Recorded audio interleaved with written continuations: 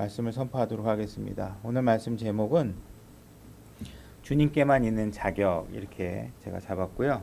본문은 계시록 4장 10절과 11절 찾으셔서 우리가 함께 같이 소리내서 읽고 말씀을 풀어나가도록 하겠습니다. 계시록 4장 10절 11절입니다.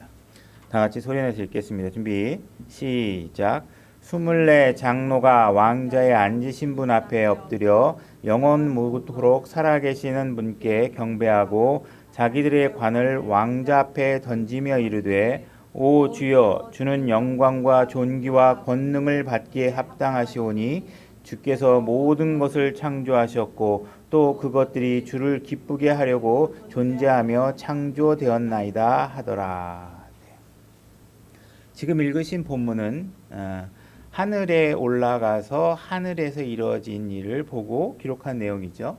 그래서 모든 사람들이 자기에게 씌워진 관을 주님 앞에 던지고 오직 주님만이 영광과 존귀와 모든 것을 받기에 합당하신 분이라고 고백하고 있는 내용입니다. 그래서 이 내용을 이따가 또한 설교 중에 다시 되돌아오기로 하고 일단 설교에 우리 이 문제에 이르기까지 우리가 어떻게 이 말씀들을 돌아봐야 되는지 한번 풀어나가 보도록 하겠습니다. 여러분들도 이제 교회 오시면서 각자 이제 자기의 문제들을 갖고 오실 수 있겠죠, 그죠? 건강에 관한 문제, 뭐 재정에 관한 문제, 아니면 영적 신앙생활에 관한 문제, 뭐 하여튼 뭐 가족 간의 어떤 불화에 관한 문제, 자식 문제, 뭐 여러 가지가 있을 수 있습니다. 그래서 각자의 자기 문제를 들고 와서 교회에 와서 자기의 문제를 내어놓고 주님께서 자기 문제를 돌아봐 주시길 바라고 뭔가 자기의 들고 온 문제가 해결받길 원하는 방법과 마음을 가지고 이 교회에 나오시게 되죠. 그죠? 다양하게 헤아릴 수 없는 방법을 가지고 나옵니다. 이 모든 문제에 대한 해답은 오직 예수 그리스도를 아는 것에서 모든 것이 해결된다는 사실들을 여러분들 아셔야 됩니다.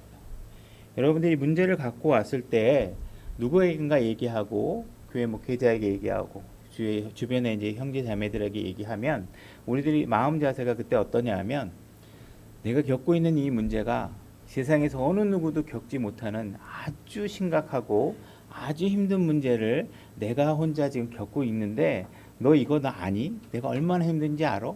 이 문제를 좀 위해서 해주지 않겠어? 이렇게 얘기할 때 우리의 마음 자세는 나만이 뭔가 특별한 문제를 부딪히고 있고 나만이 특별한 어떤 문제를 하나님께서 주셔서 힘들게 하신다 이렇게 생각을 합니다. 그래서 여러분들이 그런 이야기들을 쏟아내고 이야기를 하면 상대방은 어떻게 생각하냐 하면 여러분들이 생각하는 것만큼 상대방은 심각하게 받아들이지 않습니다. 그죠? 모든 문제가 내 손에 가시가 하나만 벗겨도 나에게는 큰 문제지만 상대방에게는 그렇게 큰 문제가 아닙니다. 그죠? 병원에 붕대 막 묶고 막 병실에 막 기부스하고 있어도 병문안 사람이 물어보면 어떻게 합니까? 괜찮어? 이렇게 물어보죠. 그죠? 그 심각성은 모르는 거예요. 그래서 우리가 이런 문제에 관해서 뭔가 내가 관심을 받고 싶고 내가 가지고 온 문제가 조명받고 싶고 내가 이 문제의 중심이 되고 싶어 하는데 의외로 상대방은 내 기대만큼 이해를 해주지 않고 상대방은 내 기대만큼 내 이야기에 관심을 가져주지 않습니다. 그러면 여러분들은 마음이 굉장히 씁쓸하게 되는 것이죠. 그죠? 뭔가 여러분들이 여기 교회 와서 넋두리를 하는 문제에서 물론 이야기를 하다 보면 그 자체만으로 스트레스는 해소는 돼요. 마음의 위로도 되고. 근데 근본적인 문제 해결되느냐 하는 문제에서는 그렇지 않다는 것입니다. 이것을 여러분들이 주님에게 이 문제를 온전히 내놓고 주님께 해결해 주시길 바라고 주님께 관심을 가질 때만 주님께서 여러분들의 문제를 다른 사람들이 아닌 주님만이 여러분들의 문제를 심각하게 받아들여 주시고 여러분 마음처럼 이해해 주시고 여러분 마음처럼 괴로워해 주시고 슬퍼해 주시고 하실 수 있는 분은 오직 주님밖에 없다는 것입니다. 그러니까 여러분들이 실질적으로 우리가 사람들에게 무언가 내 이야기에 관심을 갖게 해주거나 하는 기대감이 크면 클수록 오셔서 여러분들은 오히려 힘든 상황을 맞이하시겠죠. 그죠? 왜? 내가 갖고 있는 문제를 상대방이 별로 관심도 안 가져주니까. 그러니까 여러분들이 교회에 오실 때 오늘 설교 주제와 맥을 같이 하기 때문에 여러분들한테 권면을 드린다면 무언가 다양한 여러 가지가 문제가 있지만 그 다양한 문제들대로 뭐 이건 하나님이 이렇게 해결해 주고 저렇게 해 주시고 막 솔루션이 다양할 것 같지만 실질적으로 우리의 궁극적인 문제는 예수님을 알면 다 해결되는 문제들. 그렇기 때문에 문제를 가지고 오실 때는 여러분들이 내 문제에 관심으로부터 예배에 참석하는 거거나 교회에 오시는 것이 아니라 오직 예수 그리스도의 관심으로부터 내 문제가 해결될 수 있도록 그분을 아는 것만이 다 해결될 수 있기 때문에 그분을 아는 것에 대한 우리의 관심이 결코 멀어져서 그 관심이 나에게나 다른 형제 자매나 이런 쪽으로 돌아가지 않도록 하셔야 된다는 것입니다. 우리가 이 땅을 살면서 여러분들이 겪고 있는 모든 문제들이 하나도 없는 세상에서는 이 땅에 있는 동안은 일어나지 않는다 그랬죠. 그죠? 아무 문제도 없는 세상을 살고 싶으면 그때는 우리가 죽어서 하늘나라에 가는 방법밖에 없습니다. 그죠? 그 나라에 가야지만 우리가 비로소 여러분들의 문제가 하나도 없는 세상을 살 수 있습니다. 그러나 여러분들이 신앙을 시작한 이 시점과 하늘나라에 가는 그 사이에서 일어나는 모든 문제들은 수만 가지의 문제가 있지만 다양한 처방전이 있는 것이 아니라 실제로 온전하게 하나님에게 붙들리는 방법만이 가능하다는 것입니다. 그래서 여러분들이 교회에 오시면 성경을 열고 찾고 읽고 그분의 이야기를 듣고 그분의 말씀을 가슴속에 집어넣고 그분의 말씀 귀절들이 내 마음 안에 온전히 잘 심어졌을 때만이 그 모든 일에 대한 해답을 얻을 수 있다는 것입니다. 오늘 이 자격이라는 문제를 가지고 말씀을 나누려고 하고 있는데 이 자격이라는 단어는 영어에서 worthy라는 단어입니다. 가치라는 단어거든요. 그래서 내가 이걸 받을 자격이 있다, 내가 받을 가치가 있다 이런 문장에서 우리나라 번역을 하면서 이게 가치, 뭐 합당한 뭐 이런 식의 이렇게 여러 가지 다양한 표현들로 번역되고 있는 것인데 오늘 찾아보려고 하는 건 worthy, 가치라는 것입니다. 가치가 과연 누구에게 있느냐 하는 부분들을 중심으로 해서 나간다는 것을 마음에 두시고 따라오시면 될 것 같습니다. 일단 창세기 32장 9절로 가보겠습니다. 제가 읽겠습니다. 야곱이 또 이르되 오 내 조상 아브라함의 하나님 내 아버지 이삭의 하나님이여 주께서 전에 내게 말씀하시기를 내 고향 내 친족에게 돌아가라 내가 너를 선하게 대하리라 하셨나이다. 나는 주께서 주의 종들에게 보여주신 모든 긍휼과 모든 진리 중 가장 작은 것도 감당할 수 없사오니. 자, 이 말씀에 주의하세요. 가장 작은 것도 감당할 수 없사오니 내가 내 지팡이만 가지고 이 요르단을 건너나 지금은 두 때나 이루었나이다. 지금 야곱이 하고 있는 이야기인데 야곱이 지금 뭐라 그러냐 하면 내가 이렇게 하나님께서 주신 큰 선물을 받을 가치가 없습니다. 하나님께서 주신 이 큰 사업을 내가 감당할 수 없습니다. 이렇게 얘기하는 것이 아닙니다. 지금 야곱이 얘기하고 있는 것은 하나님께서 주는 아주 작은 것도 내가 하나님이 주신 아주 작은 것도조차도 내가 감당할 자격이 없다라고 얘기하는 것입니다. 야곱이 지금 취하고 있는 이 자세, 하나님이 사실 아무것도 안 줘도 되는데 그 조그마한 거 하나만 줘도 저는 감당할 수 없습니다 라고 얘기하는 이 자세, 이러한 자세를 여러분들이 취할 수만 있다면 여러분들은 여러분들의 마음에 엄청난 자유를 얻을 수 있다는 것입니다. 그런 자세를 취할 때 여러분들이 누군가로부터 마음이 상하는 것을 로부터 방어가 될 수 있고 여러분들이 누군가로부터 무시당하는 느낌으로부터 여러분들을 보호할 수 있다는 것입니다. 우리가 아주 작은 것에조차도 감사하고 감당할 수 없다라는 자세를 취할 때 우리가 하나님께서 우리에게 베풀어 주신 많은 것들을 되돌아보면서 그분이 해주신 것들에 넘치게 감사할 수 있고 마음의 화평을 누릴 수 있다는 것입니다. 과연 내가 아무것도 아니고 내가 아무것도 아닌 이런 부잘것없는 사람에게 하나님께서 어떻게 이런 것들을 나에게 해줄 수 있을까? 이런 것들에 관심을 가질 때 그런 마음의 자세를 취할 때 여러분들이 자유롭다는 것이죠. 근데 거꾸로 이 사람들이 왜 나를 못 알아주지? 나 같은 사람을 왜 안 알아주지? 이런 마음을 갖기 시작한다면 여러분들은 결코 여러분들의 기대를 충족하는 만큼의 관심을 다른 사람으로부터 받을 수 없을 뿐더러 여러분들은 그때부터 불쾌감에 쌓이게 되고 마음의 실망을 갖게 되고 마음의 상처를 입게 된다는 것입니다. 우선 하나님께서 우리와 같은 사람, 즉 죄인들에 대해서 어떻게 평가하고 있는지를 좀 찾아보도록 하겠습니다. 신명기 25장 2절로 가보겠습니다. 제가 읽겠습니다. 사악한 자에게 매를 때리는 것이 합당하거늘, 이 합당하다는 게 worthy라는 단어입니다. 그걸 받을 정도의 가치밖에 없는 사람이다 이런 뜻이겠죠, 그죠? 매를 만들 만한 매를 맞기에 합당하다. 매를 맞는 것이 우리에겐 합당한 가치라는 거죠. 우리가 한 일을 되돌아보면 매를 맞는 게 맞다라는 것이 그죠. 우리 죄인에 대해서 하나님께서 평가하고 있는 것은 너는 매를 맞기에 마땅해 이렇게 얘기하고 있는 거죠. 신명기 17장 6절로 가보겠습니다. 죽어 마땅한 자를 두 증인이나 세 증인의 입의 증언으로 죽일 것이요 이렇게 되어 있습니다. 하나님께서는 죄인에 대해서 죽어 마땅하다 이렇게 얘기를 하고 있습니다. 자, 누가복음 12장 48절로 가보겠습니다. 누가복음 12장 48절입니다. 제가 읽겠습니다. 알지 못하고 채찍 맞을 일을 한 자는 적게 맞으리라. 죄인에 대해서 하나님의 또한 평가는 뭐냐 하면 죄인들은 채찍을 맞는 것이 마땅하다 이렇게 얘기하고 있는 것입니다. 자, 사도행전 23장 29절로 가보겠습니다. 제가 읽겠습니다. 그가 그들의 율법 문제들로 고소를 당하였지만 죽이거나 결박할 사유가 그에게 하나도 없음을 내가 깨닫게 되었나이다. 그러니까 죄가 없으면 그럴 사유가 없겠지만 죄가 있다면 결박당해야 될 사유가 있게 되는 것이죠. 그죠? 죄인들은 결박당하는 것이 마땅하다 이렇게 얘기를 하고 있습니다. 사무엘상 26장 16절로 가보겠습니다. 사무엘상 26장 16절.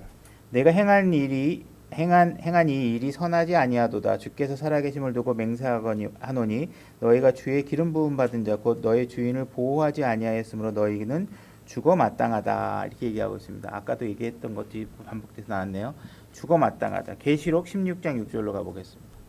계시록 16장 6절 제가 읽겠습니다. 그들이 성도들과 대언자들의 피를 흘렸으므로 주께서 그들에게 피를 주어 마시게 하셨사오니 그것이 그들에게 마땅하다. 피를 주어 마시게 하는 것이 마땅하다. 피를 주어서 마시게 한다는 것은 하나님의 진노를 얘기하고 있는 것이죠, 그죠? 그래서 하나님의 진노를 받기에 마땅하다, 합당하다 이렇게 얘기를 하고 있습니다. 히브리서 10장 29절로 가보겠습니다.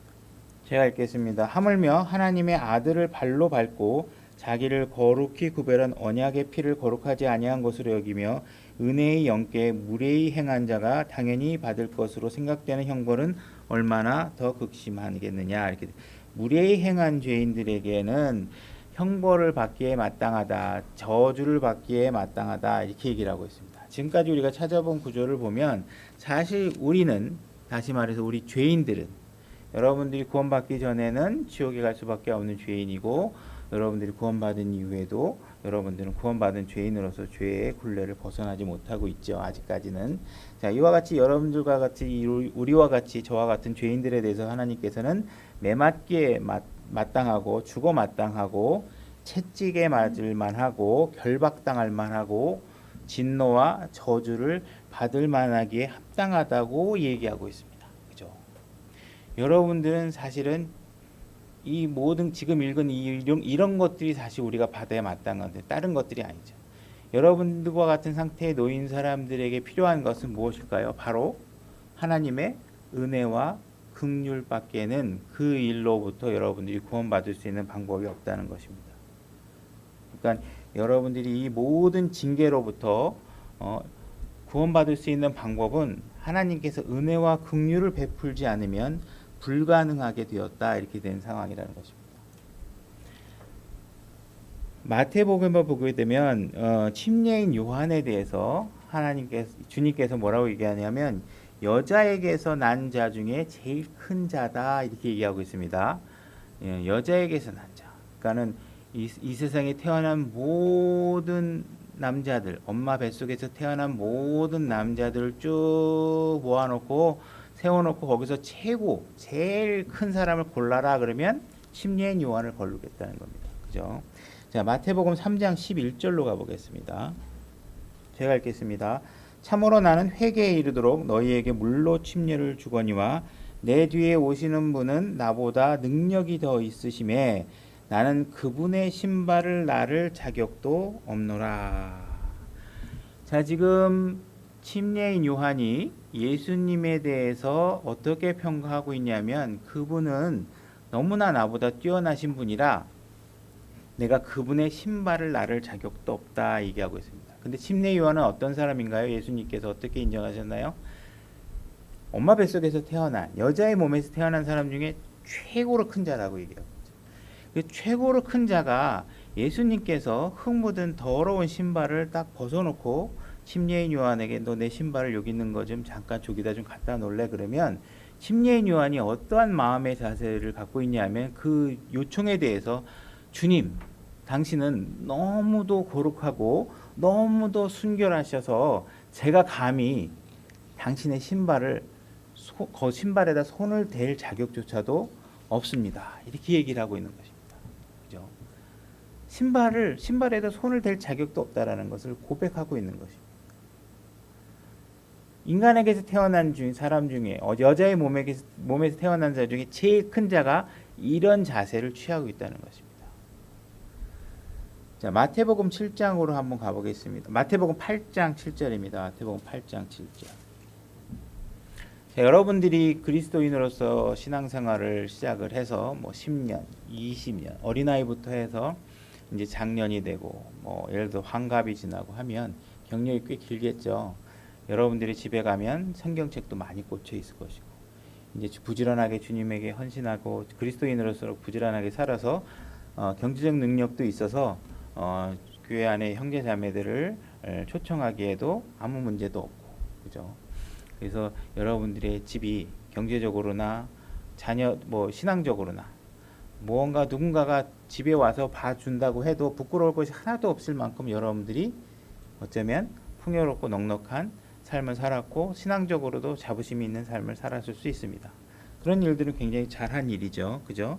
마태복음 8장 7절 읽겠습니다. 예수님께서 그에게 이르시되 어느 백부장에게 지금 하고 있는 얘기죠. 어느 백부장이 자기 종이 지금 마비병인가를 걸려가지고 주님께 지금 이 자기 종의 병을 고쳐달라고 예수님께 찾아온 상황입니다.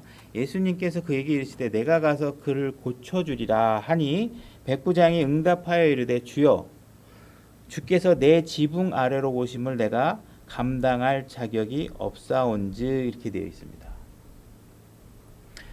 당시에 백부장이면 나름대로 상류층 삶을 살 수 있었겠죠. 그죠? 그 당시에 어려운 게 없어서 경제적으로도 그렇고 이방인이지만 주님에 대해서 이런 올바른 자세를 취하고 있는 것을 보면 이방인이지만 주님에 대해서 어느 정도 알고 있었던 것 같고 그렇습니다. 우리가 근데 이런 백부장이 취하고 있는 자세는 뭐냐 하면 감히 주님께서 내 집에 들어온다는 건 차마 내가 감당할 수 없습니다. 이 얘기를 하고 있는 것입니다. 여러분들이 신앙생활하면서 교리적으로 많은 정보들을 여러분 머릿속에 막 쑤셔놓고 알고 있습니다. 너희가 내 이름으로 두세 사람이 함께 모이면 내가 거기도 같이 있을 것이다 라는 말씀을 알고 있죠. 그죠? 그러니 예수님께서 오면 맞는 거 아니야? 근데 그 말이 틀렸다는 얘기가 아니라 과연 예수님께서 우리에게 찾아와 주신다는 그 말이 내가 정말 그분을 받아들일 만한 자격이 있고 그만한 가치가 있고 내가 그만한 동등한 자격을 누릴 만한 무언가가 있어서 예수님이 찾아와 주신다고 생각하면 그것은 엄청난 착각이라는 것입니다. 그죠? 어떻게 우리가 하나님이신 그분을 내 집에 모실 수 있겠어요?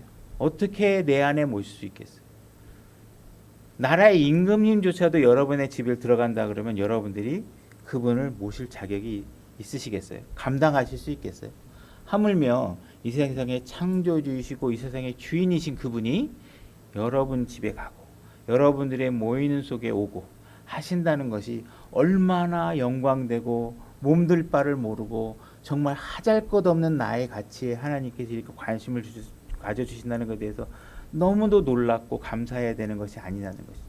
여러분들이 그저 기계적으로 알아서 우리가 주님의 이름으로 모이고 있으면 예수님이 당연히 여기 있는 거 아니야? 이렇게 너무 쉽게 생각하면 안 된다는 것입니다. 그죠? 여러분들이 오늘날 성경을 읽을 때마다 하나님의 임재 안으로 들어갈 수 있다는 것. 그것이 얼마나 우리에게 감사하고 우리가 원래는 누릴 자격이 없는 우리인데도 불구하고 예수님께서 이러한 자격과 혜택을 주시고 있다는 사실에 대해서 우리가 감사해야 된다는 것이죠. 주님께서 내 초대에 응해 주셨다고 그래서 내가 마치 그만한 사람을 초대할 자격이 있는 것처럼 생각하면 안 된다는 것이죠. 그죠? 그러니까 우리가 이런 부분에 관해서 정말 감당할 수 없는 그러한 일들을 하나님께서 우리에게 감당하게 해주시고 너그러이 스스로를 낮춰주셔서 우리의 상에 같이 참여해 주시는 것에 대해서 우리가 감사해야 된다는 걸 잊어서는 안 된다는 것입니다. 누가복음 3장 8절로 가보겠습니다. 그러므로 회개에 합당한 열매를 맺고 너희 속으로 우리에게는 아브라함이 우리의 아버지로 있다 하고 말하기 시작하지 말라. 이렇게 되어 있습니다. 회개에 합당한 열매를 맺고 이렇게 되어 있죠. 여러분들이 죄를 지었어요. 그러면 하나님께 가서 주님께 가서 여러분들의 죄를 곧바로 고백하면 은혜와 긍휼이 많으신 하나님께서 우리의 모든 죄를 용서해 주십니다. 그죠? 근데 우리가 놓치지 말아야 할 부분들은 바로 이거라는 거예요.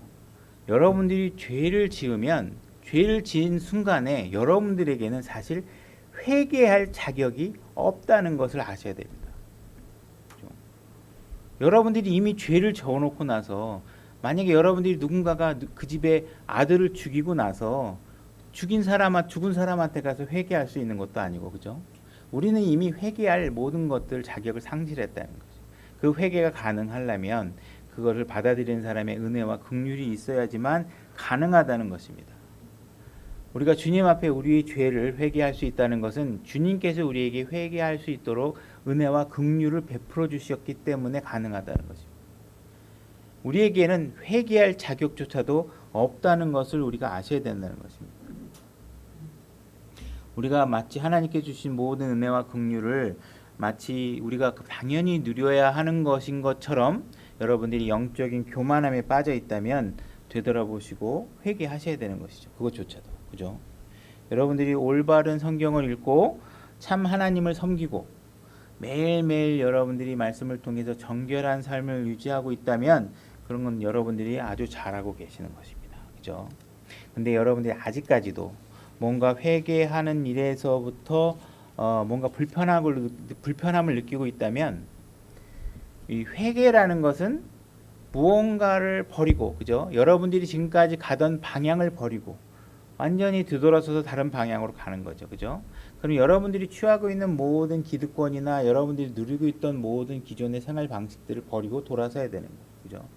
그래서 이런 회개라는 것이 이루어져야 되는데 여러분들이 아직 삶에서 무언가 아직 부딪히고 있고 뭔가 사람과의 관계 속에서 아직 자연스럽지 못하고 있다 그러면 여러분들은 아직 버려야 할 것들을 완전히 버리지 못한 상태라는 것을 아셔야 됩니다. 아직까지 여러분들은 충분히 낮아지지 않았고 영적 교만함에 아직 쌓여 있다는 것을 아셔야 되는 것입니다. 여러분들이 온전하게 낮아지고 완전히 낮아지고 영적 교만함을 버릴 때에만이 교회 지체들과 더불어서 온전하고 완전하고 화평에 이르는 교제를 할 수 있게 된다는 것입니다. 누가복음 7장 7절로 가보겠습니다.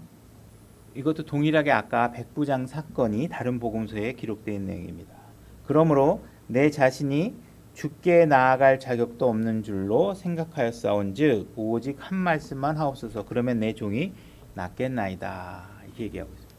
지금 백부장은 자기의 종이 아픈 상태에 있어서 기도를 요청드리러 예수님께 나와 있습니다. 근데 지금 백부장이 취하고 있는 자세의 마음은 뭐냐 하면 내가 주님께 너무 필요하고 간절해서 내 종의 아픔 때문에 주님 앞에 내가 기도 요청을 하러 왔지만 사실은 나는 주님께 말을 걸 자격조차도 없는 사람입니다. 이렇게 고백을 하고 있는 것입니다.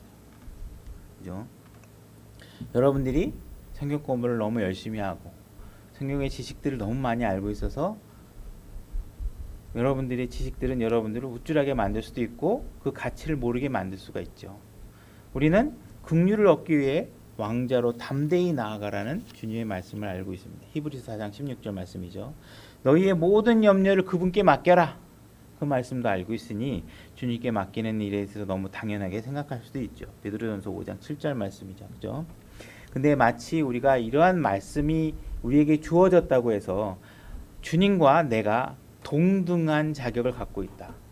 내가 주님께 청구서를 내밀듯이 주님 이거 해주십시오 그러면 주님께서 당연히 그 말을 들어줘야 될 것 같다라는 생각을 갖고 있다 그러면 엄청난 착각이라는 것입니다. 우리가 주님을 그런 마음으로 대하면 안 된다는 거죠. 주님과 우리가 직접 음성으로 대화한다면 어떤 상황이 벌어지냐면 우리가 상상할 수 없고 감당할 수 없는 천둥과 같은 소리가 하늘로부터 떨어져 내려옵니다. 그리고 그 아래서 그 음성을 듣는 사람은 다리가 후들후들 떨려가지고 그 말을 듣는데 두려움에 휩싸일 수밖에 없는 상황입니다. 우리는 그분과 대화를 감당할 능력도 없고 자격도 없는 사람입니다. 그렇죠? 여러분들에게 자격이 없으니 하나님과 교제하지 말라는 뜻도 아니고 여러분들이 자격이 없으니 기도하지 말라는 뜻도 아닙니다. 여러분들은 누추하고 아무것도 없으니 주님을 여러분의 가정으로 초청하지 말라는 것도 아닙니다. 우리가 얼마나 보잘것없고 무가치한 존재임에도 불구하고 하나님께서 우리에게 관심을 가져주시는지 그 은혜와 긍휼에 감사와 감사를 거듭하지 않으면 안 된다는 것입니다. 우리가 주의 만찬을 하게 되면 주의 만찬을 주의 상에 놓게 되죠. 우리가 주의 상, 로드 테이블이라고 하는데 고린도전서 10장 21절로 가보겠습니다. 고린도전서 10장 21절 제가 읽겠습니다. 너희가 주의 잔과 마귀의 잔을 겸하여 마실 수 없으며 주의 상과 주의 상 요거는 테이블입니다. 쉽게 얘기하면 밥상, 밥 먹는 식탁 이런 걸 얘기하는 거죠. 마귀의 상에 겸하여 참여하는 자가 될 수 없느니라. 하나님께서는 여러분들과 함께 더불어 식탁에 같이 앉아서 여러분과 같이 무언가를 하고 싶어 하십니다. 그렇죠? 우리가 경륜에 따르면 우리가 혼인식이 끝나면 혼인 만찬이라는 것을 하죠. 그래서 우리가 환란이 끝나고 나면 혼인 만찬 이게 무슨 우리말로 보면 되게 거창하지만 영어로 보면 marriage supper라고 그래가지고 결혼식 끝나고 나서 밥같이 먹겠다는 얘기입니다. 식사 같이 하겠다는 얘기죠. 그래서 우리 하나님께서는 우리와 더불어 한 테이블에 앉아서 같이 식사하고자 여러분들을 초청하시는 경우가 많이 있고 예수님은 부활하신 이후에 제자들과 만나서 같이 식사하시는 장면이 여러 번 등장하게 됩니다. 우리는 초대교회 이후에 교회 안에서는 우리가 예배를 같이 하지만 또한 더불어 같이 식사하는 자리를 계속 전통적으로 만들어 가고 있죠.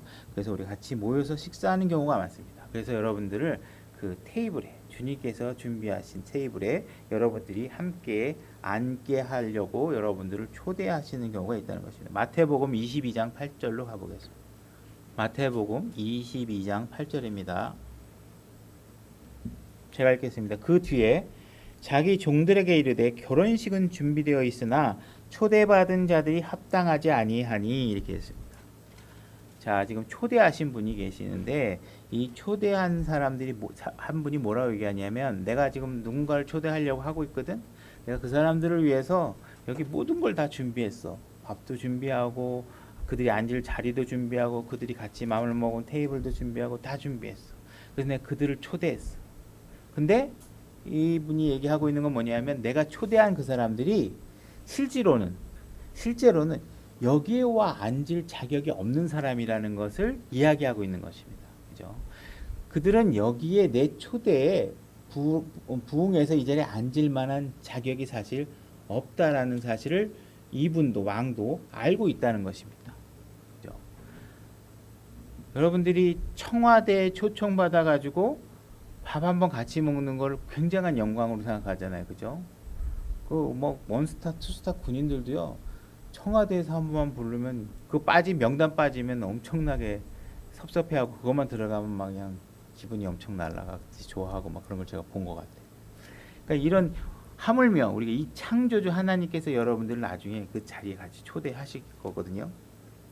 그래서 이분들이 우리가 주의 만찬에서 우리가 함께 상에서 우리가 빵을 떼고 한다는 것들 이런 것들에 우리가 어떤 의미가 있는 건지 과연 주님께서 준비한 주의 만찬 테이블에 여러분들이 과연 함께 참여할 자격이 있는 것인지 이 자리에 합당한 사람은 과연 누구인지 그죠? 사실상 이 주의 만찬에 합당한 사람 하신 분은 오직 한 분밖에 안 계시죠. 그죠? 주 예수 그리스도 그분밖에 안 계시죠. 그죠? 이 주의 만찬이 놓이게 된 근거도 그분 때문이고, 그죠? 주의 만찬에 우리가 하기 위해서 찬송가를 부른다면 우리는 다 주님에 관한 찬송가로 부르게 됩니다, 그죠?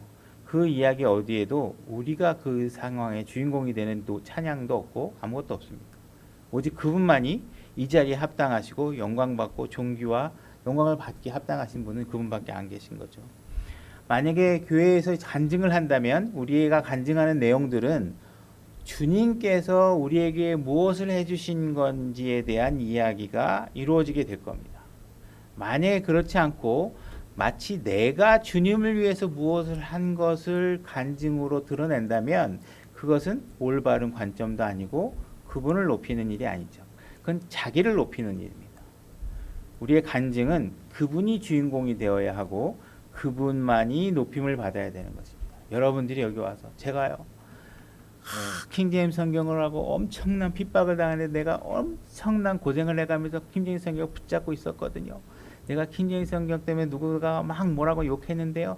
내가 그때 막 뭐라고 해줬거든요. 내가 얼마나 잘 싸웠는지 아세요? 여러분들 내가 이걸 엄청나게 노력해서 지켰거든요. 내용은 그럴듯한데 다 뭐예요? 제 얘기가 다 자기 중심이잖아요. 내가 한 거고 내가 싸웠고 내가 뭘 했고 내가 상처받았고 그게 아니라 그분이 그죠? 나같이 하찮은 사람에게 킹제임스 성경을 알게 해주신 주님께 감사하고 그 어려운 환경 속에서 내가 그것을 붙들 수 있게 해주신 하나님께 감사하고 그분이 나에게 무엇을 해주셨는지가 주인공이 되어야 되고 그 주제가 되어야 된다는 것이죠. 무언가 직장에서든 가정에서든 교회 생활에서든 여러분들의 관심과 마음의 방향이 내가 무엇인가를 누군가로부터 인정받아야 되고 내 존재가 드러나야 되겠다고 생각을 한다면 여러분들은 마음에 상처를 받게 될 거고 만약에 그들이 내가 생각하는 것만큼 존중해 주지 않는다면 여러분들 존중하지 않는다면 여러분들은 점점 마음이 삐지고 공격적이 되고 다투게 되고 불화가 생기게 되는 상태를 만들어가게 될 것이라는 것입니다. 오직 주님만이 존경받기에 높임을 받기에 합당하다는 사실을 인정하지 않고 어떻게 해서든지 슬쩍 내가 한 달이라도 껴서 내 이름이라도 뭔가 인정받고 내 공로를 인정받고 싶어 한다 그러면 그런 일들은 절대로 이루어지고 있을 수도 없을 뿐더러 스스로에게 상처를 주는 일이 될 수밖에 없다는 것입니다. 우리에게 합당한 대접은 우리에게 주어질 수밖에 없는 합당한 대접은 오직 지옥밖에 없었다는 사실을 간과하거나 놓쳐서는 안 된다는 것입니다. 누가복음 15장 17절로 가보겠습니다. 탕자의 이야기로 한번 가보도록 하겠습니다. 탕자는 자기 재산을 다 탕진하고 그렇죠? 결국은 돼지우리에 가서 돼지우리를 치우고 있고 이제 이야기할 사람은 아무도 없고 돼지하고 앉아서 같이 이 얘기를 나눠야 될 수밖에 없는 상황에 놓여 있는 상황입니다.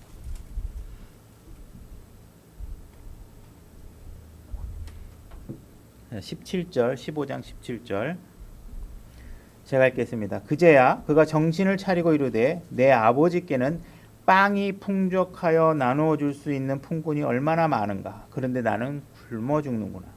내가 일어나 내 아버지께 가서 그분께 이르기를 아버지 내가 하늘을 대적하여 죄를 짓고 아버지 앞에 죄를 지었사오니 더 이상 아버지의 아들이라 불릴 자격이 없나이다. 이렇게 얘기하고 있습니다. 자, 여러분 탕자가 아버지께로 돌아가게 하는 여러 가지 과정 중에 결정적인 과정이 뭐냐 하면 이 탕자가 자기의 위치를 온전히 파악했다는 것입니다. 뭐냐? 나는 아무 자격도 없구나. 그분의 아들이 될 자격조차도 없구나. 라는 사실을 알았다는 것입니다. 혹시 아직도 여러분들이 무언가 가치가 있다고 생각하신다면 되돌아보셔야 됩니다.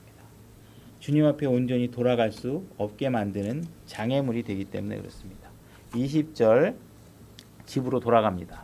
20절 일어나서 자기 아버지께로 가니라. 그러나 그가 아직 멀리 떨어져 있을 때 그의 아버지가 그를 보고 불쌍히 여겨 달려가 그의 목을 껴안고 그에게 입을 맞추매 아들이 그에게 이르되 아버지 내가 하늘을 대적하여 죄를 짓고 아버지의 눈앞에서 죄를 지었사오니 더 이상 아버지의 아들이라 불릴 자격이 없나이다. 이렇게 얘기하고 있습니다. 여러분들은 주님의 자녀가 되셨습니다. 그죠?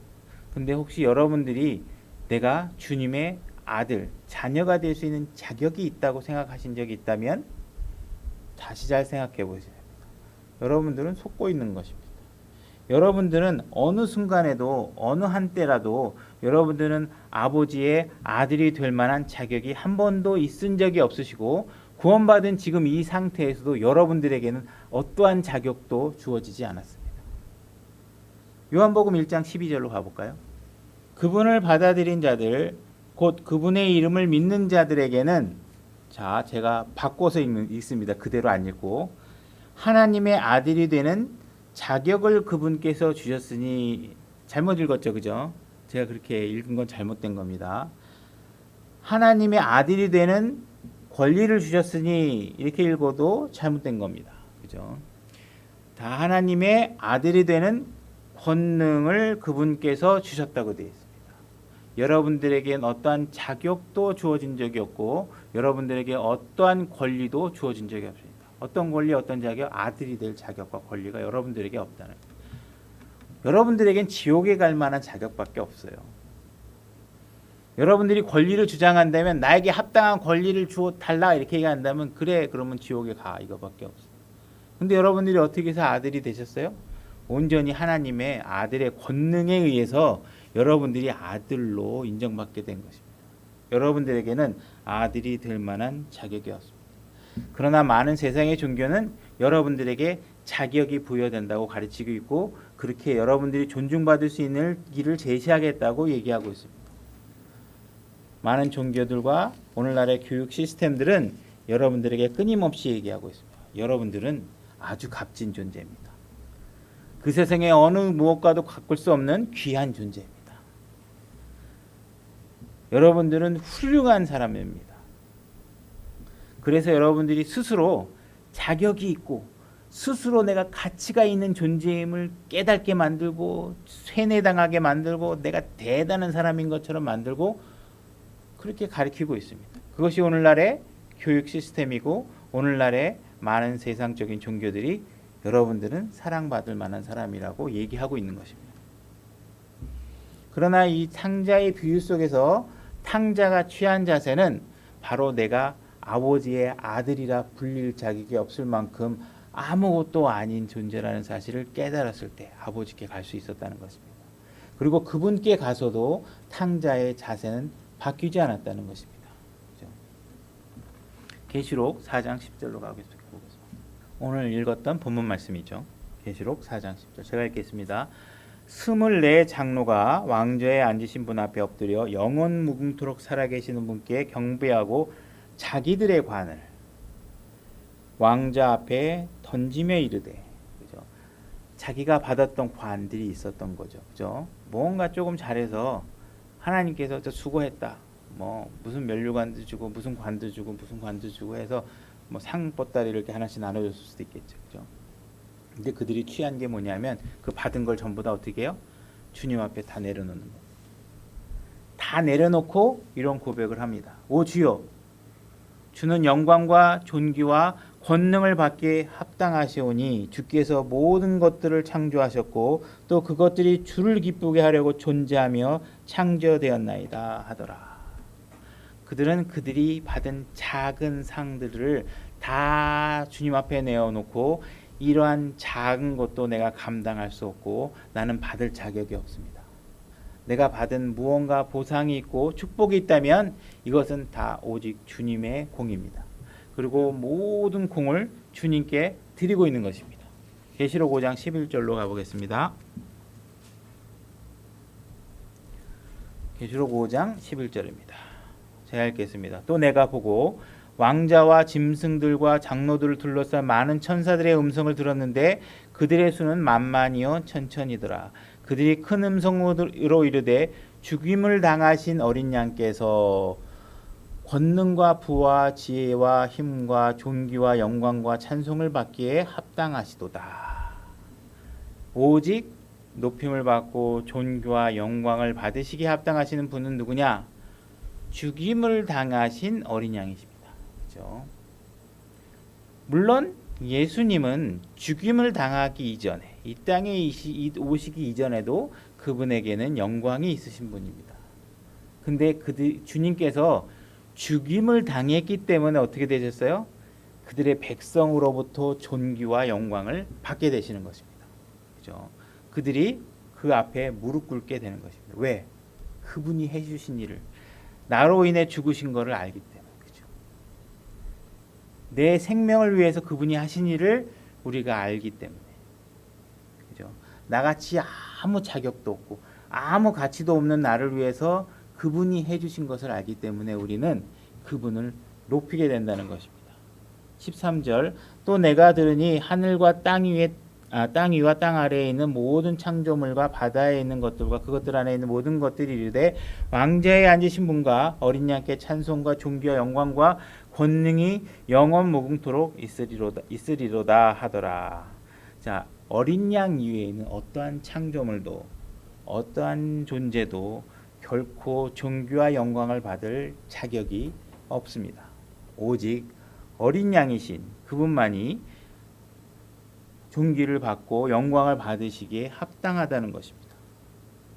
자, 지금 하늘에 있는 풍경을 보니 모든 장로들이, 모든 피조물들이, 모든 창조물들이 오직 주님께 영광을 돌리고 있습니다. 자기가 받았던 작은 칭찬, 영광조차도 다 쏟아내놓고 나는 자격이 없다고 얘기하고 있고 주님만이 영광을 받으시기에 합당하고 얘기하고 있습니다. 근데 이들은 지금 어때요? 행복한가요? 불행한가요? 행복해합니다. 이들이 우리가 받고 싶어하는 어떠한 영광과 높임과 칭찬과 우쭈쭈쭈 하는 거 하나도 안 받아도 어떻게 하고 있어요? 행복해합니다.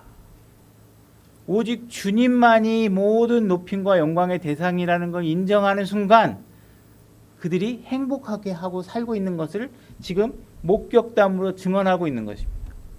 그렇죠? 여러분들은 속으시면 안 되는 것입니다. 마치 내가 불행한 것이 저 사람이 나를 인정하지 않아서 불행하고, 그렇죠? 저 사람이 뭔가 나를 알아주지 않아서 불행하고, 나를 높여주지 않아서 불행하다고 얘기한다면 그것은 착각이라는 거예요. 그거를 기대하고 있는 여러분 자신이 여러분들을 상처를 주고 있는 것이고 여러분들을 스스로 불행하게 만들고 있다는 것입니다. 이러한 높임을 받을 만한 자격이 있는 분은 오직 예수 그리스도 한 분뿐이라는 것을 여러분들이 인정하고 그분만을 높이고 그분에게만을 영광을 돌릴 때 이것이 합당한 일이고 여러분들의 삶에 평화와 축복이 임하게 되는 것입니다. 이런 자기가 뭔가 더 자치 있는 사람이라고 주장하는 순간에 여러분들은 다툼과 분열 속으로 빠져들게 되는 것입니다. 그죠? 오직 그분만이 높이. 교회나 직장이나 이런 데서도 마찬가지입니다. 그죠? 여러분들이 뭔가 대접받아야 된다고 생각하는 순간 스스로에게 상처를 주는 것이죠. 그러니까 여러분들은 항상 되돌아보세요. 나라는 사람이 받을 자격은 원래 무엇인가? 매맞을 만한 사람이고 죽어야 마땅하고 채찍 맞아야 합당하고 진노의 대상이고 저주의 대상이라 되어야 하는 것이 마땅했던 내가 주님께서 오히려 우리에게 오래 참을 수 있게 해주시고 사랑할 수 있게 해주시고 화평과 있게 해주시고 이런 모든 것들의 영원한 화평을 위해서 필요한 모든 인격과 품성을 우리에게 주시고 그것을 통해 오직 우리가 주님만을 높이며 살도록 해주신 것입니다. 여러분들이 스스로 자격이 없다라는 것을 깨달은 순간 여러분들에게 온전한 화평이 주어지는 것이죠. 그죠? 그러니까 하나님의 말씀을 절대로 평가절하해서는 안 됩니다. 그래서 이런 말씀이 나 자신을 낮춰라, 겸손해라 이 말씀을 그냥 뭐 겸손하게 살라는 얘기인가 보다 하는 게 아닙니다. 하나님의 말씀은 무오하고 능력이 있으신 말씀입니다. 그것을 믿음으로 받아들이셔야 됩니다. 근데 이 말씀을 잘못 적용하시면 곤란하다는 겁니다. 그죠? 이건 온전히 나에게 적용하셔야 돼요. 그죠? 다른 사람은 나보다 낫다고 생각해 주셔야죠. 그래 화평이 유지됩니다. 여러분들이 이 말씀을 가지고 뭔가 높임 받으려고 하는 사람에 갖다 툭 들이매고서 하나님 말씀이 이렇잖아. 너 왜 자꾸 높여서 너 인정받으려고 그래? 너 가치 없는 인간이야. 왜 이렇게 나서 이렇게 하시면 안 된다네. 그죠? 이건 온전히 나에게 스스로에게 적용하셔야 되는 거예요. 그리고 여러분들은 무언가 다른 사람에게 대할 때는 내가 저 사람보다 못하다. 이 얘기는 뭐예요? 당신이 나보다 낫다라는 사실을 인정하셔야 여러분들에게 화평이 주어진다는 것입니다. 그래서 우리가 주변에 있는 사람과 내가 나를 비교하면서 내가 쟤보다는 좀 나은 것 같아. 이런 속에 자꾸 빠지면서 자기를 주인공으로 만들고자 하는 사고적인 습관에 자꾸 길들여지면 스스로 불행을 자처하는 것이죠. 여러분들은 누구하고 비교해야 돼요? 예수 그리스도와. 그러면 내가 얼마나 하잘것 없는 사람인가를 알게 되죠. 그래서 굳이 내가 무엇을 요구할 필요도 없다는 것이죠. 그죠? 여러분들의 삶에서 바꿔야 되는 것이 무엇인가요? 앞으로 여러분들이 화평과 상처받지 않는 삶을 살기 위해서는 여러분들의 삶을 주님께 내어드리고 그분이 통제하도록 하셔야 된다는 것입니다. 우리는 긴 시간 너무 자기 자신을 사랑하는 일에 익숙해져 있습니다. 그죠? 내 자신을 선택할 것인지 예수 그리스도를 선택할 것이에 대한 갈등 속에서 우리는 예수님의 말씀을 선택하는 일에 많이 주저하게 됩니다. 여태까지 여러분들은 스스로를 너무 사랑하셨기 때문에 그런 것입니다. 그런 부분으로부터 여러분들이 자유로워지기 위해서는 주님이 어떤 분이신가, 과연 그분을 내가 선택하는데 주저해야 될 필요가 있는지를 되돌아보셔야 되는 것이죠. 아셔야 되는 그분의 가치를 아셔야 됩니다. 나의 무가치를 아셔야 됩니다. 그분의 가치를 아셔야 됩니다. 고린도전서 11장 23절로 가보겠습니다. 11장 23절 제가 읽겠습니다. 내가 너희에게도 전해준 것은 내가 주께 받은 것이니 곧 주 예수님께서 배반당하신 바로 그 밤에 빵을 집으사 감사를 드리신 뒤에 그것을 떼시고 이르시되 받아서 먹어라. 이것은 너희를 위하여 찢긴 내 몸이니 나를 기억하여 이것을 행하라 하시고. 자, 주님께서 여러분들을 한 상에 모으셨습니다. 그리고 거기에 빵이 놓여 있습니다. 그리고 그 빵을 여러분들에게 집어들게 하고 계시는 것입니다. 그 찢겨진 빵은 무엇을 의미하는지 여러분들은 잘 알고 계시나요? 그분께서 이 빵을 들게 할 때 우리의 마음속에 무엇을 생각하도록 지금 얘기하고 계시나요? 그분이 십자가에서 우리의 죄를 짊어지시고 무엇을 하셨는지, 그죠? 그분에게 십자가에서 이르기까지 죽기까지 순종하는 그의 이 땅에서의 삶이 어떻게 드러났는지, 우리가 대신 맞아야 될 채찍과 우리가 대신 죽어야 될 죽음과 우리가 대신 당해야 될 결박당함과 진노와 저주와 이런 모든 것들을 주님께서 가져가셔서 그분이 스스로 우리 대신 당하시고 그분이 진노와 저주 아래서 십자가에서 죽으신 것입니다. 여러분들이 빵을 집어들 때 하나님께서 주님께서 그것을 기억하도록 하게 하시는 것입니다. 우리가 그것을 기억하고 그 가치를 깨달을 때 비로소 우리는 우리의 무가치함과 아무것도 아닌 나를 위해서 수고하신 예수 그리스도의 고난과 십자가의 죽으심을 우리가 깨닫고 우리가 겸손해질 수 있게 되는 것입니다. 25절 가보겠습니다. 저녁 식사 뒤에 또 그와 같은 방식으로 잔을 집으시고 이르시되 이 잔은 내 피로 세우는 새 상속 언약이니 너희가 이것을 마실 때마다 나를 기억하여 이것을 행하라 하셨느니라. 여러분들이 잔을 집어들면서 여러분들은 예수 그리스도의 흘리신 피를 생각하셔야 됩니다. 왜 예수님께서 십자가에서 피를 흘리실 수밖에 없으셨을까요? 바로 여러분들을 생명으로 죄로부터 세상의 통치자 마귀의 소유로부터 여러분들을 구해낼 수 있는 방법은 오직 이 방법밖에 없으셨기 때문에 그렇습니다. 주님께서는 피값으로 여러분들을 사오실 수밖에 없으셨던 것입니다. 우리는 주의 만찬에 모일 때는 우리의 머릿속의 모든 것들을 비우셔야 됩니다. 여러분들이 집에 놔두고 온 반찬거리도 잊어버리셔야 되고 이따 만나야 될 친구들과의 약속도 잊어버리시고 가족과의 마음의 앙금도 잊어버리시고 누군가를 미워했던 마음도 잊어버리시고 여러분들은 온전히 주님께서 우리에게 무엇을 하셨는지에 대한 우리의 마음이 온전히 그 가운데 들여져야 됩니다.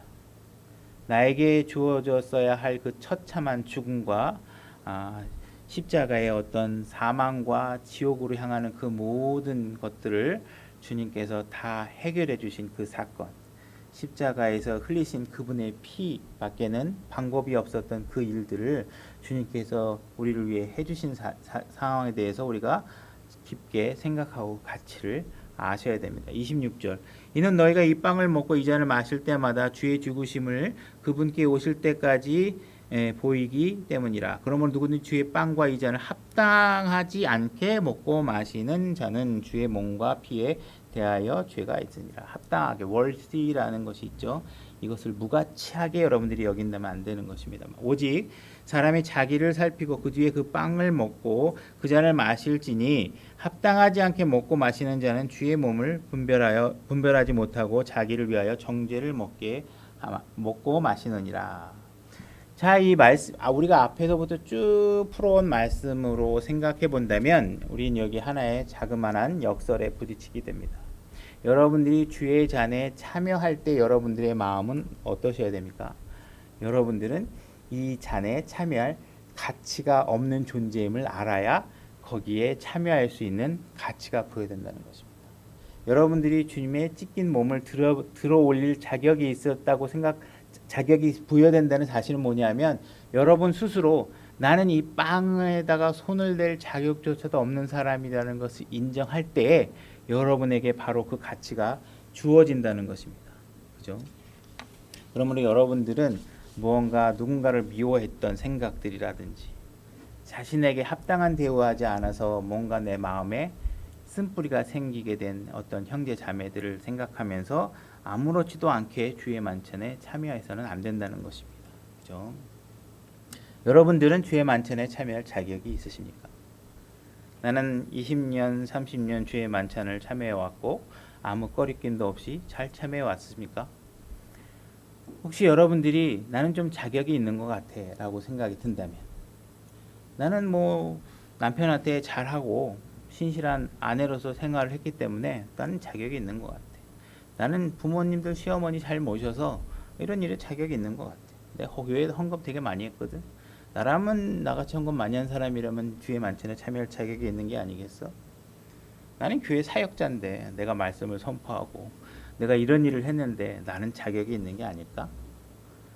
그런 생각이 있다면 우리의 생각이 오늘 이 순간부터 바뀌시길 바랍니다. 주님께 영광을 돌리셔야 됩니다. 오직 그분만이 존귀함을 받기에 합당하신 분이라고 생각하셔야 됩니다. 더 이상 여러분들이 이제 주님께 자기 자신의 탐심과 욕심을 위해서 자기 자신의 욕구 때문에 무언가를 주님으로부터 계속 달라고 요구하는 기도를 하셨다면 그런 기도는 더 이상 이제 하지 않기를 바랍니다. 멈추시길 바랍니다.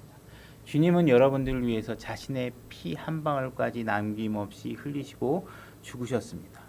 우리가 주님께 더 바랄 것이 있다고 생각한다면 그거는 영적 교만일 수 있기 때문에 그렇습니다. 자, 하늘에서는 어느 누구도 자기를 알아주지 않는다고 불행해하지 않습니다. 하늘에 있는 모습을 보니 오직 주님만이 이 모든 높임을 받기에 합당하신 분이라는 것을 인정하면서 그들은 행복해하고 있습니다.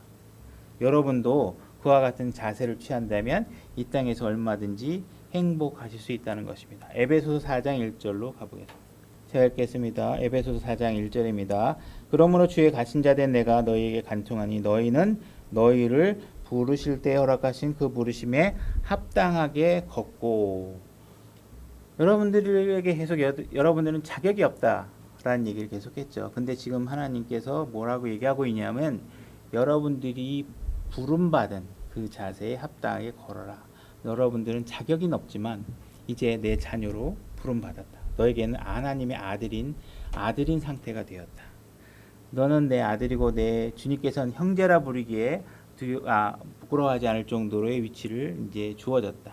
그렇다 그러면 너희는 그의 자세에 합당한 자세로 걸어라 이렇게 얘기하고 있습니다. 여러분들은 복음의 빚진 자의 자세도 있고, 그죠? 종으로서의 자세도 있습니다. 여러분들은 각자 부름받은 위치에 맞게 여러분들이 합당하게 걸으라고 얘기하고 있습니다. 2절 모든 겸손과 온유와 오래 참음으로 사랑 안에서 서로 참아지며. 여러분들이 이렇게 합당하게 걸을 수 있는 방법은 뭐냐 하면 모든 겸손으로 시작하셔야 됩니다. 여러분들이 충분히 낮아지셔야 됩니다. 겸손해지지 않으면 이런 일들은 절대로 이루어질 수 없는 것입니다. 온유한 마음을 가지셔야 됩니다. 누군가 여러분들에게 상처 주는 말을 한다고 해서 여러분들의 마음이 요동치면 안 됩니다. 그런 모든 것들을 잔잔하게 받아들이시고 격동하지 않고 마음이 흔들리지 않고 온유한 마음으로 받아들이셔야 합니다. 그죠? 그래서 여러분들이 무언가 다른 사람이 나보다 낫다, 내가 못하다 라는 자세를 믿음으로 받아들이고 그런 자세를 취할 때만이 교회 안에서 우리 형제 자매와 화평을 이룰 수 있고 기쁨의 교제가 가능해진다는 것입니다. 교회 안에는 많은 구원받은 형제 자매들이 있습니다. 근데 지켜보면 어떤 사람들은 교수끼리 놀고 어떤 사람들은 서울대 나온 사람끼리 서로 앉아있고 어디 보니 이대 나온 사람끼리 앉아있고 어떤 사람은 부동산 재벌끼리 앉아있고 예를 들어서 그렇다 그러면 하나님이 이 상황을 어떻게 볼까요? 그죠? 왜 그런 상황이 벌어질까요? 그들에게 동일한 하나님이 계시고 동일한 성령님이 계시고 동일한 구원을 받은 사람들입니다. 그들은 무언가 다른 사람과 섞이지 않는 그 기준이 자기의 교만한 가운데 있다면 그것을 부수셔야 됩니다. 뭔가 내가 더 낫고 우리 집단이 더 낫고 나는 저 고등학교밖에 안 나온 사람하고 교제하기 싫어. 나는 가난한 사람하고 교제하기 싫어. 만약에 여러분들이 그렇게 생각을 하고 있다면 여러분들은 합당하게 걷는 사람이 아닙니다. 만약에 우리가 예수 그리스도만이 존중받을 가치고 내가 서울대가 나왔든 이대를 나왔든 교수든 박사든 우리는 지옥에 가고 구원받지 못한 사람에게 준비된 그런 영원한 형벌들이 원래는 나에게 주어졌어야 했다는 사실들을 잊어버리고 있는 것입니다. 그래서 우리가 주님 앞에 합당하게 걸으려면 우리가 낮은 마음을 갖고 우리 모두가 다른 사람이 나보다 훨씬 높고 낫고 더 높고 어쨌든 귀한 사람이라는 사실들을 인정하면서 신앙생활을 하셔야 되는 것입니다. 그렇지 않고 내가 주인공이 되고 내 가치를 조금이라도 인정받고 싶어 한다면 그것은 잘못된 생각이고 여러분들은 무언가에 속고 있는 것입니다. 데살로니가전서 2장 11절 가보겠습니다. 2장 11절 12절 읽겠습니다. 11절 너희가 아는 바와 같이 우리가 너희 각 사람에게 아버지가 자기 자녀들에게 하듯 권면하고 위로하고 명하노니 이것은 너희를 부르사 자신의 왕국과 영광에 이르게 하신 하나님께 너희가 합당하게 걷게 하려 함이라. 여러분들에게 하나님께서 합당하게 걷도록 명령하고 계십니다. 우리는 하나님을 아버지로 가질 자격도 없는 사람입니다. 그러나 아들인 것과 같이 합당하게 여러분들을 걸으셔야 됩니다. 여러분들은 하늘에서 보신 하나님께서 보실 때 그래도 제가 내 아들처럼 잘 살고 있구나. 내가 준비한 의의 전사로서 의롭게 살고자 한 내 창조 목적에 맞게 선을 행하고 살고 있구나. 여러분들이 얼마나 열심히 노력해 합당하다고 하나님께 인정하실지는 우리가 알 수 없지만 우리가 끊임없이 부족한 상태를 인정하고 온전하게 열심히 노력하셔야 되는 것입니다. 그래서 이 세상에서 가장 행복한 사람이 되고 싶다면 여러분들의 마음에 오직 예수님만이 높임을 받기 합당하다는 사실을 인정하실 때에 그게 가능하신 것입니다. 여러분들이 불행한 삶을 살고 싶다면 이 세상에서 내가 더 뭔가 멋있고 잘난 사람이라고 생각하면 되는 것입니다. 그렇게 되면 여러분들은 점점 끔찍한 삶의 여정을 시작하게 될 것입니다. 그 상태로부터 여러분들이 벗어나야 됩니다. 무언가 여러분들이 더 나은 사람이라고 인정하는 순간 여러분들의 삶은 점점 스트레스 받는 삶을 살게 되고 우울증에 걸리게 되고 범죄와 폭력과 같은 기저질환을 앓게 될 수도 있습니다.